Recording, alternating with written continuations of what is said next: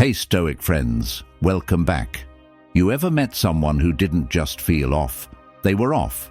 Someone who could smile while gutting your trust. Who twisted reality so well, you started questioning your own mind. That's not just a liar, not just a selfish person. That's something darker, a manipulator, a predator in disguise. These people don't argue, they rewrite the story. They don't fight, they pull strings. And before you even realize what's happening, you're trapped, second-guessing yourself, apologizing for things you didn't do, chained by their words instead of steel. But that's where Stoicism becomes your armor. A Stoic doesn't fall for illusions. A Stoic sees the world as it is, not as someone wants them to see it. A Stoic stands firm, unmoved by deception, untouchable by manipulation. And that's exactly the kind of strength you need. Because manipulators don't just drain you, they hollow you out until there's nothing left of the person you used to be. Today, we're ripping the mask off and exposing 7 bone-chilling signs you're dealing with a manipulator. These aren't just small red flags. These are flashing sirens, screaming at you to wake up before it's too late. Because the longer you ignore them, the deeper they sink their claws.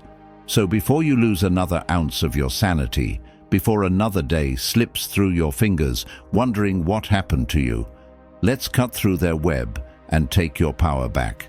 Hit that like button, drop a comment, and subscribe. Because this kind of knowledge doesn't just protect you, it saves you. Let's get into it. Number 1. They twist the truth like a blade. An evil person doesn't just lie. They sculpt deception with the precision of a blade, slicing through your reality until you bleed self-doubt.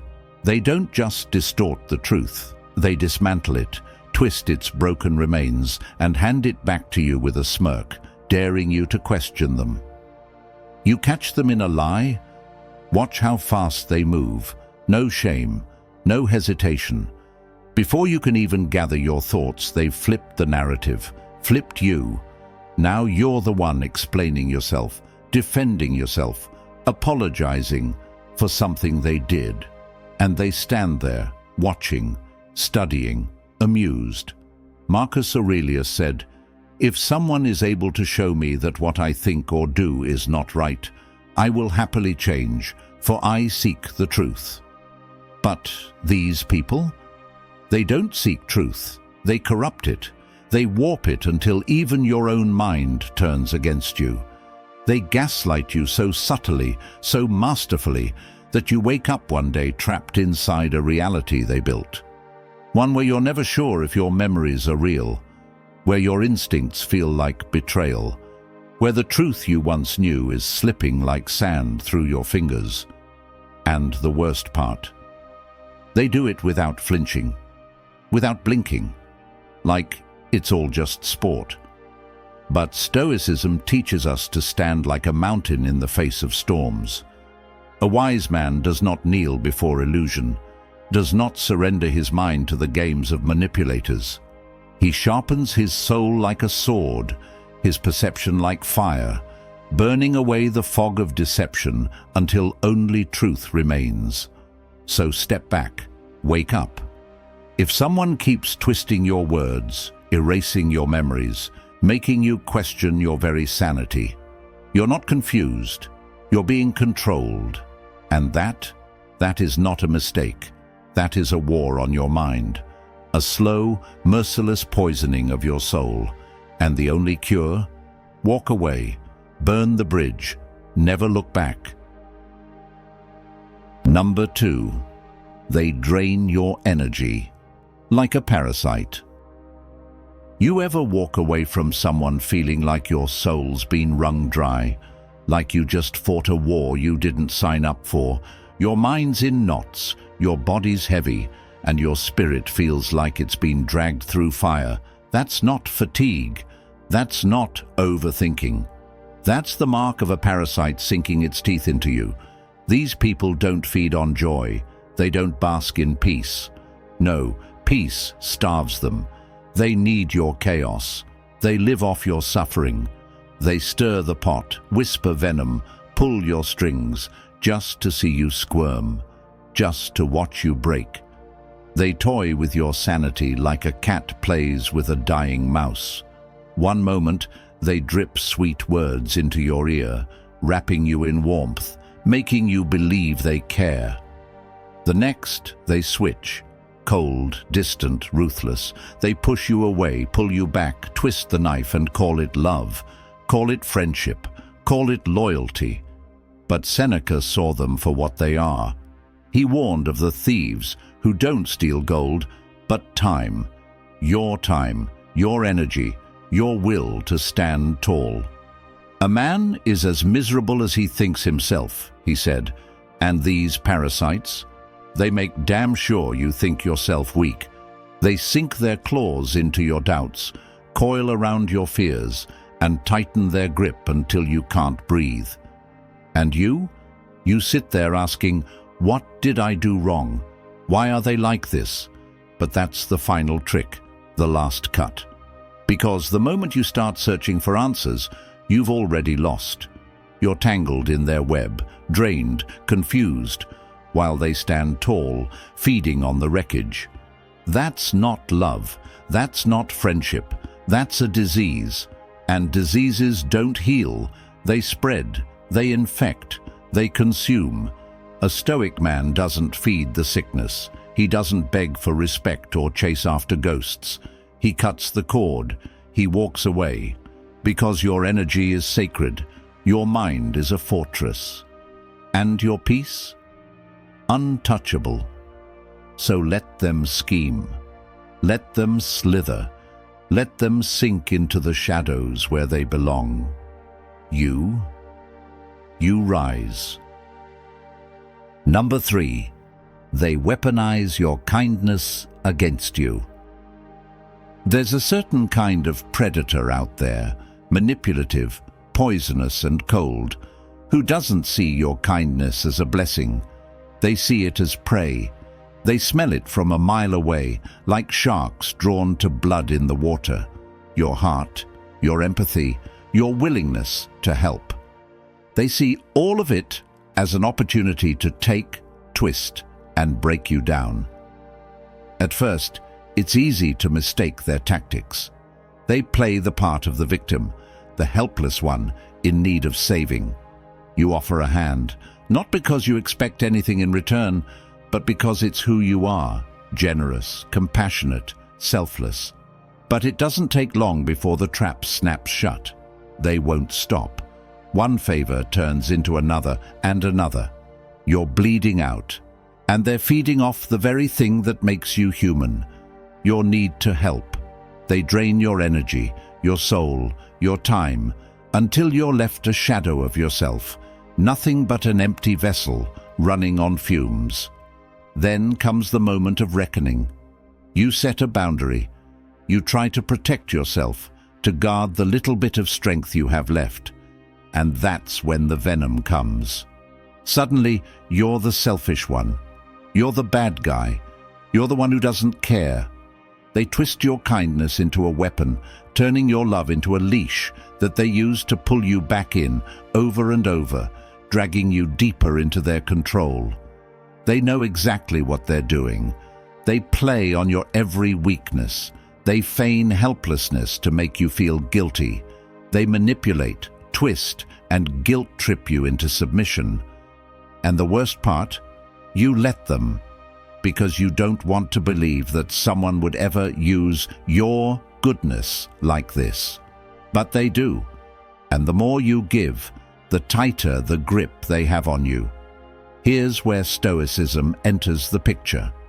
Epictetus, one of the greatest Stoic minds, taught that what we control is our own actions and responses. And you have the power to choose how much you give, when you stop, and how you protect yourself. This isn't about being cold or shutting people out. It's about knowing that your kindness, your generosity, your heart, those are powerful gifts, but they are not meant to be used as tools for someone else's manipulation. When they weaponize your kindness, it's not a reflection of your heart's weakness. It's a reflection of their sickness. They don't understand boundaries. They don't respect your autonomy, and that's on them, not you. Don't let your kindness become a crutch for their weakness. Don't let it be the very thing that shackles you to a toxic situation. You deserve more than that. Epictetus reminds us that we must take control of our peace, our power.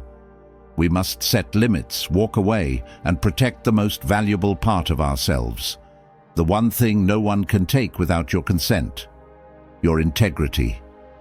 So when they come for your heart, when they come to drain you dry, stand firm. Be unshakable. Know that your kindness is a gift, but it is not a weapon for someone else's gain. Protect it like the treasure it is. And if they can't respect that, let them go. The moment they turn your virtues into chains is the moment you cut them loose. Number 4, they never feel genuine remorse. They never feel genuine remorse. Ever seen someone tear through others without so much as a flicker of hesitation? No guilt, no shame, no regret. They leave a wake of destruction, and they move forward like nothing ever happened, as if lives are just casualties in their game. Why? Because deep down, they don't care. The Stoic knows this truth. We cannot control others, but we can see them for what they are. And these people? They're a storm of self-interest, born from chaos and fueled by a thirst that can never be quenched. They hurt, they ruin, they destroy, and they do it all without even blinking. Apologies, empty whispers, tears, nothing but a lie to keep you in their grip. Their sorry is a tool, a way to clear the board so they can keep playing, so they can hurt you again. A Stoic feels the sting of their mistakes because they understand the weight of their actions. They own their failures, take responsibility, and rise above. But the evil ones, they don't just mess up, they repeat their mistakes over and over with no hesitation, no reflection, no remorse. They walk the same dark path again and again because they have no intention of changing. To them, the damage they cause is nothing but collateral, just the price to pay for getting what they want. A good person feels it when they harm others. The guilt rips at their soul, a painful reminder that their actions matter.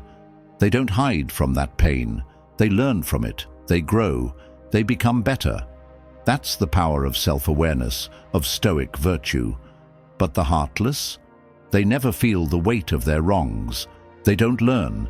They don't evolve. They just break again and again, leaving chaos in their wake. A Stoic knows our power lies in our response, not in what others do to us. You can't control the destructive forces around you, but you can control how you rise above them. These people, they live in a cage of their own making, driven by emptiness and a hunger that will never be satisfied. And every time they strike, they lose a piece of themselves, but they don't know it. They don't care. A Stoic doesn't need revenge, but they do need boundaries. They protect their peace with the fury of a storm, because when you let these people in, they take, and they never give back. They'll tear you down until there's nothing left, and when you're broken, they'll move on to their next victim, leaving you in the wreckage. Remember this: a Stoic stands unshaken, no matter how many times the world knocks them down. They don't let the cruelty of others take root in their soul. So when they come for you, don't fight their battle. Don't engage in their chaos. Let them fall into their own darkness. You stand in the light, and no one, not even them, can take that from you. Number 5. They isolate you like a spider, wrapping its prey. Evil doesn't just manipulate you, it rewires your world. Like a spider weaving its web, it doesn't just trap you, it entangles everything that once gave your life meaning. Your relationships, torn apart. Your connections, slowly withered. They don't simply want control of you, they want control of your reality.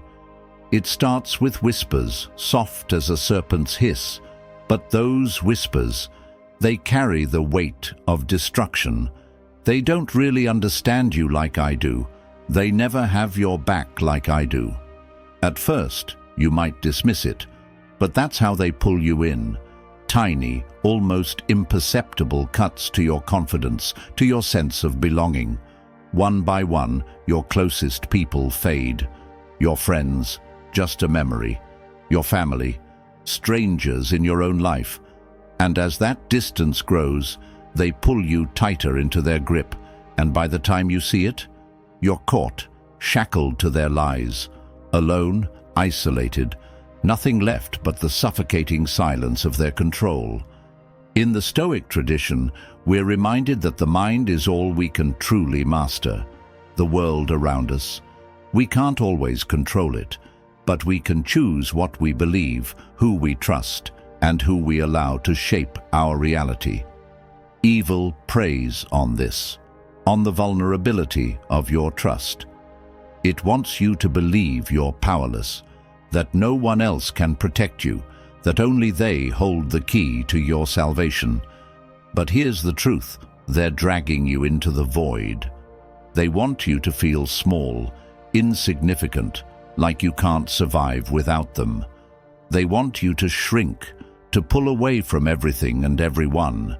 Because once you're alone, once you're isolated, you're nothing. And that's when they truly control you. When you've been stripped of every meaningful connection, when you've been convinced that only they can keep you from falling apart. But this is where the true strength lies. In the depths of isolation, when you feel like you're drowning, that's when you stand up. That's when you call back your power, your mind, your will. In the Stoic way, you're taught that adversity doesn't break you, it reveals you. In your darkest moments, your most brutal trials, you discover who you really are, what you're truly made of. A good person doesn't steal your strength, they amplify it. They raise you up, strengthen your ties to the world around you, remind you that your worth isn't tied to anyone's approval or manipulation. They see the best in you. But an evil person? They destroy everything you hold dear, until you're a shadow of who you once were, gasping for breath in their suffocating web. But you were born to break free. You were born to rise. You don't belong in the web they've spun for you. No one does. The moment you see through their lies, the moment you realize they can only control you if you let them, that's the moment you shatter their hold. You are not theirs to own. You belong to yourself, and nothing at all, can take that from you. This is the fight. This is the war that matters. Stand strong. Stand true. You were never meant to be their prey. You were meant to destroy the web, to rip through the lies and rise above. Your connections are your power. Your relationships are your strength. And the moment you reclaim those, you reclaim everything. Number 6. They enjoy watching you suffer. They don't just want to see you stumble, they want to see you crash. Evil people don't just hurt you, they feed on your agony. They live for your downfall. When they see you falter, there's a savage glint in their eyes, like predators sensing weakness. They wait, anticipate, and relish in the moment when your strength cracks, when you're broken, when they get to see the real pain. And when you're on the floor, struggling for air, don't you dare think they'll offer a hand. No, they stand over you, cold, heartless, eyes full of satisfaction. Your suffering is their entertainment, their pleasure. They'll drive you to the edge, knowing you're about to snap. And when you do, when you're shattered, they're there, grinning. Because, to them, your misery is the highlight of their day. You think they'll help you stand? Foolish. They'll only push harder. They'll dig the knife deeper, watching you bleed out emotionally, and reveling in every drop of pain you spill. Every tear is a victory for them. Every moment you question your worth, they drink it in. They will never lift you up. Instead, they'll keep grinding you down, just to see how far you'll fall. Your agony is their feast. But here's where Stoicism comes into play, and it's the fire that burns through all of this darkness. Marcus Aurelius said, "The happiness of your life depends upon the quality of your thoughts." Your response to their cruelty is where your power lies. They cannot touch your soul. They want to see you broken, lost, consumed by rage. They want you to lose your mind, to crumble under the weight of their hate. But they'll never have that power over you. Not unless you let them. Marcus Aurelius also told us, "What happens to you is not as important as how you respond to it. You've got one choice: to remain steadfast, to rise from the wreckage with the stoic fire that lives within you." Their cruelty is an illusion. Their hate is just noise. They can push, tear, and destroy, but they can't touch your will. Understand this. They are nothing but hollow shells, empty and broken, needing your pain to feel alive. You, however, are something more. You are strength in motion. You are the storm they can't control. When you realize their weakness, when you see that they are nothing but hollow, soulless vultures, you stop playing their game. You stop letting their hatred define you. You no longer feed their sick desire for your destruction. Instead, you rise. Not for them, not for their approval. You rise because you are unbreakable. You rise because your spirit is untouchable, and as you rise, they watch, helpless. Their twisted joy in your suffering turns to ash in their mouths, and they'll know, too late, that they never had power over you, because your soul was always beyond their reach. Your strength was never theirs to take. Number 7. They are masters of fake redemption. An evil person doesn't just destroy. That would be too simple, too obvious. No, their cruelty is far more insidious, far more dangerous. They rebuild, only to destroy you again. They pull you from the wreckage they created, brush off the dust and whisper, "Trust me." But their hands are the same ones that pushed you into the abyss. Seneca warned us long ago. He who spares the wicked harms the good. Yet here you are, offering grace to someone who thrives in your suffering. Holding out hope for a soul that feeds on breaking yours. And that's the most brutal part. They know exactly when to shift. When they feel you slipping from their grasp, they don't fight to keep you. They seduce you back. The monster sharpens its smile, softens its voice. They paint over the scars they gave you and call it healing. "I've changed. I can't lose you. This time will be different." But listen to me. This is not redemption. This is not love. This is bait. Because just when you let them back in, just when your heart dares to believe, bam! The mask crumbles. The tenderness rots into cruelty. The cycle begins again, and this time they grip you even tighter. You feel like a fool for trusting them, but it's not foolishness. It's their design. They don't break you all at once. No, they unravel you slowly. This is why people stay in the suffocating grip of toxic relationships. They aren't bound by love.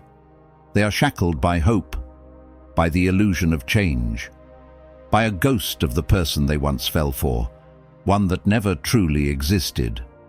Seneca said, The greatest remedy for anger is delay. But here's what no one tells you. Delay is also the greatest weapon of a manipulator. They don't destroy you overnight. They stretch out the suffering, making you believe relief is just around the corner. If you just wait a little longer, if you just endure a little more. But that relief never comes. It's a mirage, placed just far enough ahead to keep you crawling. You must wake up. You must see the pattern. A monster can wear a halo, and that won't make it an angel.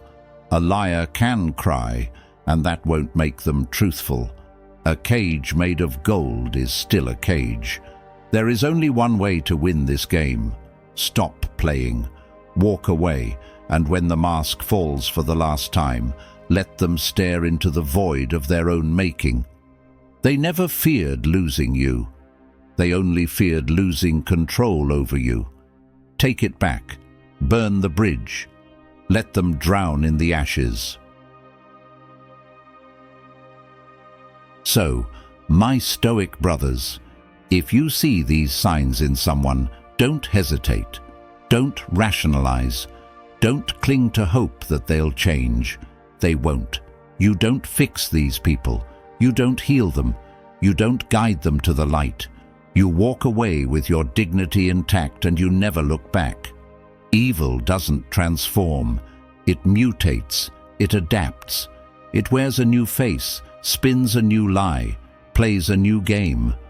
But at its core, it's the same black hole, draining everything it touches. And if you've ever been in its grip, you know, it leeches your fire, your strength, your very sense of self. A Stoic knows this. You control yourself. That's it. You don't control their nature. You don't control their choices.